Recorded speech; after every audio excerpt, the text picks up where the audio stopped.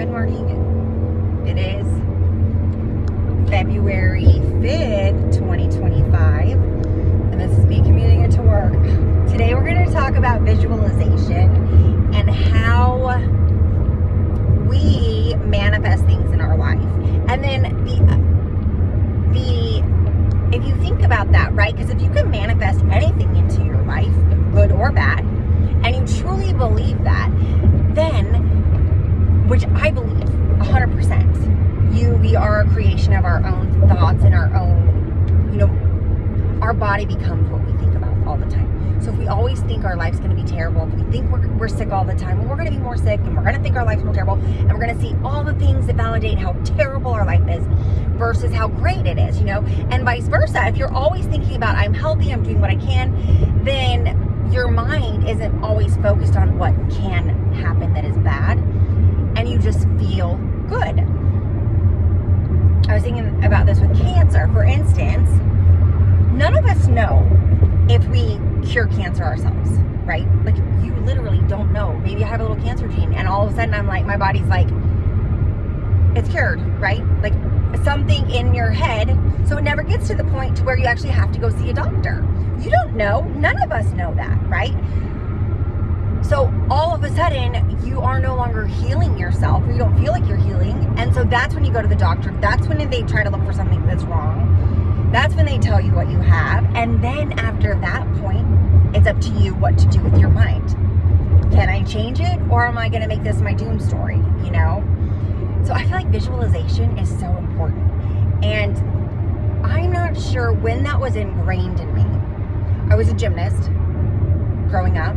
So 5 to 12, I think I was a gymnast. And then I was in cheer. But when I was a gymnast, and I think I was 8, or maybe 4th grade, 3rd grade, and we'd have to sit on the crash mat or lay down on the crash mat, and we'd have to go over our routine in our heads. Okay, and this was me, not Olympic athlete, y'all. I got to level 6 in gymnastics. That was it, level 6, and then I was done. So right before the optional routines, which would have been the fun ones, but I got to level 6. But our coach, even at level 2, had you sit on the mat or lay down on the mat, and then you would just have to do it over and over in your head again.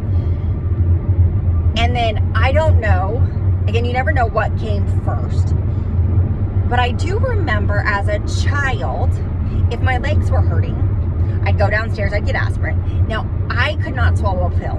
In fact, that's the other funny thing. When you're motivated enough to learn something, you'll learn it when it becomes important to you. And I'll give you that story in a minute.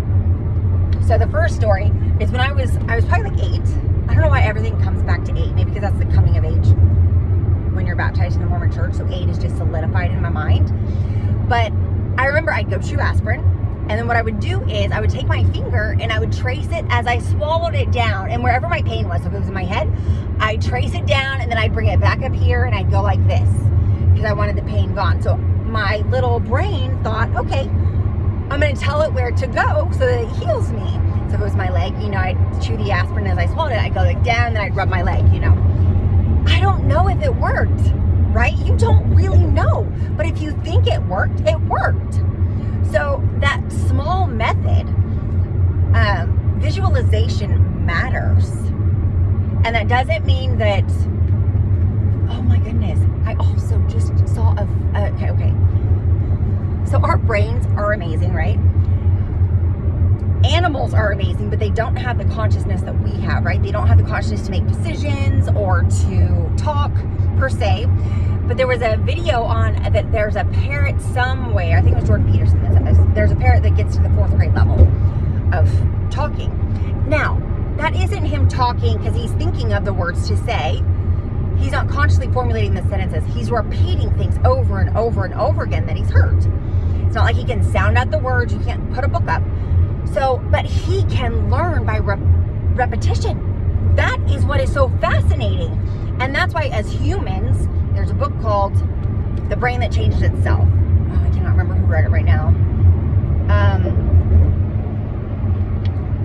Yeah, I can't remember who wrote it, and I don't want to misquote it, so I'll leave it in the comments, or in the description. The Brain That Changes Itself. And then there's also a book called Habits, and I can't remember who wrote that either. Okay, but in both books, this is what I took away from both. That you can learn anything. And even brain patients who have lost coordination or short-term memory, and they don't have long-term memory, they can get into a routine. And then it becomes habit and repetitive. Like, so if they need to get up for work every day, well, their body, like clockwork, will get up, they'll eat breakfast, they'll go out the door. Because our body needs to be on some form of autopilot for us to have the necessary creation to keep creating in our head.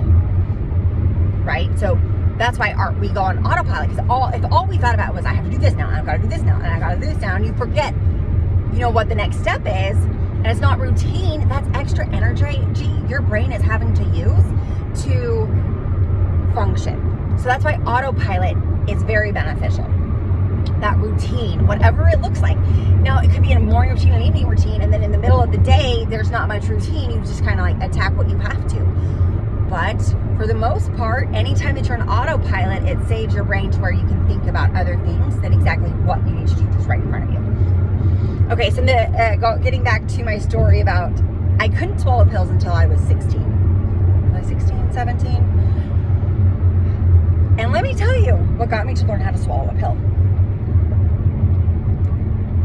Hydroxycut. So when I was 17, it must have been when I was 17, 18. When I was 17, I found Oxygen magazine, which is a fitness magazine in Europe. And I was blown away by these women, right? Because I was a gymnast growing up. I have a more naturally muscular body for a woman, and so the Victoria's Secret models never date. I'm like, I can't look like that no matter what. I have no boobs, and I'm not skinny, and I'm not tall, and so I never tried to become something I knew I could not do no matter what, right? Even if I went anorexic. But then again, I loved food too much, so I never even considered that, right?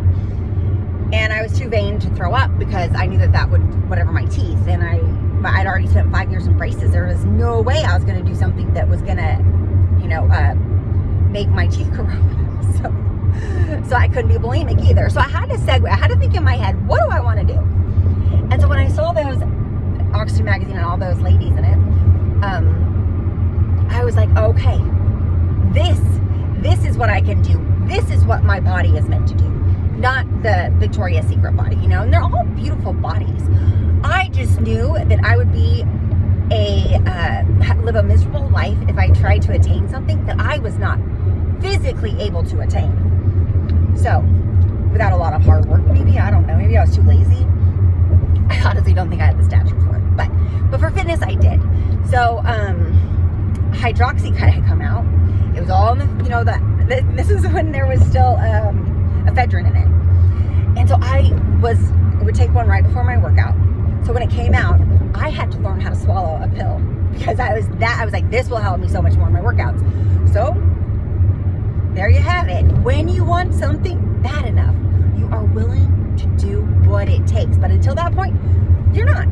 And that is why I'm so hopeful for anybody, because you just haven't been motivated yet. You haven't just found your reason or what's going to make you, what is important enough for you to now do that. So anyways, visualization is so important.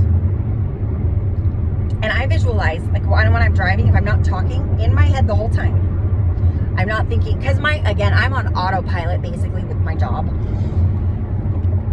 I don't have to, I drive into work. Every appointment, there's a standard set, and I'm very myself and very warm, and so we just talk. So there's no scripts I need to memorize, and I've been doing this for so long that I know the way things go